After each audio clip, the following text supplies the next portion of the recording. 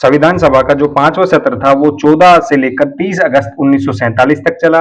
ये स्वतंत्र भारत का यानी भारत के स्वतंत्र होने के बाद संविधान सभा का पहला सत्र था। 29 अगस्त को प्रारूप समिति का गठन कर दिया गया। जो छठा सत्र था वो 27 जनवरी से लेकर 11 फरवरी तक चला।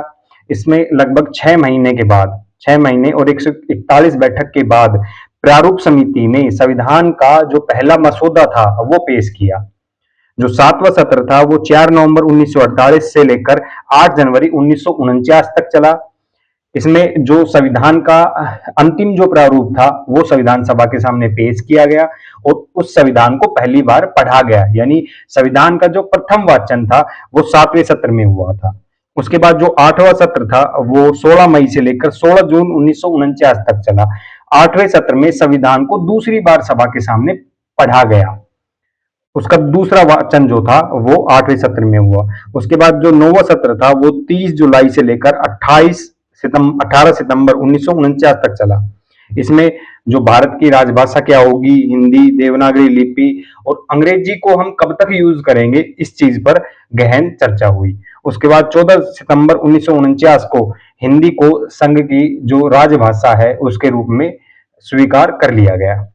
उसके बाद जो संविधान सभा का जो 10वां सत्र था वो 6 से लेकर 17 अक्टूबर 1949 तक चला। उसमें संविधान को और अधिक व्यवहारिक बनाने पर चर्चा हुई। जो अंतिम और 11वां जो सत्र था वो 14 से लेकर 26 नवंबर 1949 तक चला। उसमें 14 नवंबर को डॉक्टर बी.आर. अम्बेडकर ने the constitution is settled by the assembly be passed, इस तरह का जो प्रस्ताव है वो पेश किया। उसके बाद 26 नवंबर 1949 को अध्यक्ष और 284 सदस्यों के सिग्नेचर के साथ, साइन करने के साथ, हस्ताक्षर के साथ उस प्रस्ताव को यानी इस प्रस्ताव को स्वीकार कर लिया गया। इसी दिन प्रस्तावना को संविधान के अपनाने, अधिनियमित करने और अंगीकृत करने के दिन के रूप में उल्लेखित किया गया। यानी आज की जो प्रस्तावना है उसमें 26 नवंबर के दिन को, 26 नवंबर 1949 के दिन को संविधान को अधिनियमित करने के दिन के रूप में स्वीकार किया गया।